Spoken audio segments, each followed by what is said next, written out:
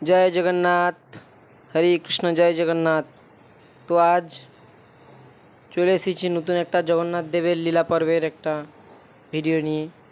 তো আজকের রথযাত্রা স্পেশাল একটি কাহিনী বর্ণনা করব। যে কাহিনীটি হলো যে জগন্নাথ দেব কে, বেদে কি জগন্নাথের কথা বলা হয়েছে, এই সম্পর্কে আমরা আজকে আলোচনা করব। তো পরমেশ্বর দারু ব্রহ্ম জগন্নাথ দেবের কথা বর্ণিত আছে কোথায়, বেদে কি রয়েছে সেই সম্বন্ধে জানব।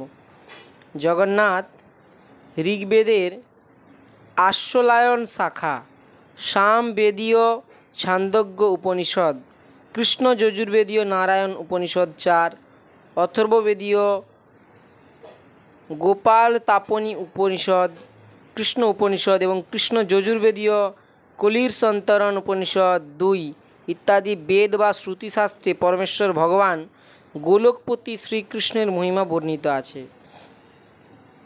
অথর্ববেদীয় গোপাল তাপনী উপনিষদে বলা হয়েছে, একো বশী সর্বগঃ কৃষ্ণ ঈড্যঃ, সেই একমাত্র শ্রীকৃষ্ণই পরম পুরুষোত্তম ভগবান, তিনিই আরাধ্য। বেদ সহ সমগ্র সনাতনী শাস্ত্রের শিক্ষা অনুযায়ী শ্রীকৃষ্ণ হলেন পরমেশ্বর ভগবান। সমগ্র বেদ শাস্ত্রে শ্রীকৃষ্ণের মহিমা আলোচিত হয়েছে। এই বিষয়ে ভগবান শ্রীকৃষ্ণ গীতা 15 অধ্যায়ের 15 নম্বর শ্লোকে বলেন, বেदैश्च সর্বৈরহমেব বেদ্যঃ, আমি সমগ্র বেদে জ্ঞাতব্য। শ্রীকৃষ্ণকে বেদে বিষ্ণু, কৃষ্ণ, গোপাল, চিন্ময় জগতের গোলক বৃন্দাবনে তিনি গোচারণ করেন, তাই শ্রীকৃষ্ণের এক নাম গোপাল, দেবকী পুত্র ইত্যাদি নামেও সম্বোধন করা হয়েছে।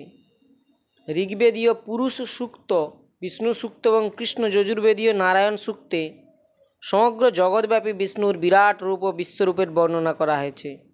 যে বিশ্বরূপটি গীতার বর্ণনা অনুসারে শ্রীকৃষ্ণ অর্জুনকে দর্শন দান করেন এবং একই গীতাশাস্ত্রে অর্জুনের ইচ্ছা অনুসারে শ্রীকৃষ্ণ অর্জুনকে চতুর্ভুজ বিষ্ণুরূপ প্রদর্শন করেন, তাই মহাভারতে বহুবার শ্রীকৃষ্ণকে শ্রী বিষ্ণু নামে সম্বোধন করা হয়েছে।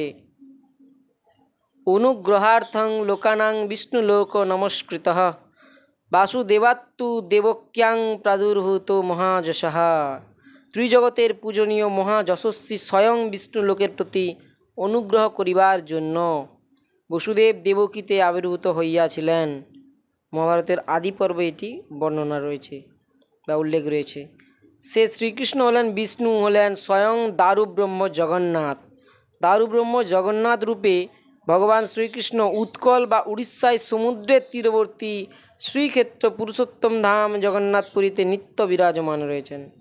বেদের বর্ণনায় জগন্নাথ স্কন্দপুরাণ শাস্ত্রের বিষ্ণুখণ্ড পুরুষোত্তম ক্ষেত্র মাহাত্ম 1 থেকে 21তম অধ্যায়ের বর্ণনা অনুযায়ী বিষ্ণুভক্ত ইন্দ্রদুম্নের প্রার্থনায় স্বয়ং বিষ্ণু দারু রূপে উড়িষ্যার দক্ষিণ সাগরের তটে অবস্থান করেন।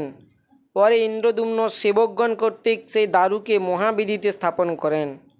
ইন্দ্রদুম্নের প্রার্থনায় ভগবান বিষ্ণু, যিনি স্বয়ং শ্রীকৃষ্ণ, তিনি দারু থেকে জগন্নাথ অর্থাৎ শ্রীকৃষ্ণ, বলদেব অর্থাৎ বলরাম, সুভদ্রা এবং সুদর্শন রূপে প্রকাশিত হয়েছিলেন। বেদশাস্ত্রে সমুদ্রের তীরবর্তী দারু ব্রহ্ম জগন্নাথের কথা বর্ণিত রয়েছে। যদ দারু প্লবতে সিন্ধুঃ পারে অপুরুষম তদারভস্য দুর্হনো তেন গচ্ছ পরস্তরম, অর্থাৎ ওই দূরদেশে সমুদ্রের পারে কোনো প্রযত্ন ছাড়াই প্রকাশিত অপৌরুষেয় দারু ভাসছে। হে চিরঞ্জীবী স্তুতিকর্তা, তার উপাসনা করো। সেই দারুময় বিগ্রহের উপাসনায় তুমি শ্রেষ্ঠতর দিব্যলোক প্রাপ্ত করবে। তো এটি ছিল পুরো যে জগন্নাথ কে, অর্থাৎ বেদে তার কোনো বর্ণনা রয়েছে কি না সেই জগন্নাথ দেবের কথা, সেটি কিন্তু বর্ণনা করা হলো।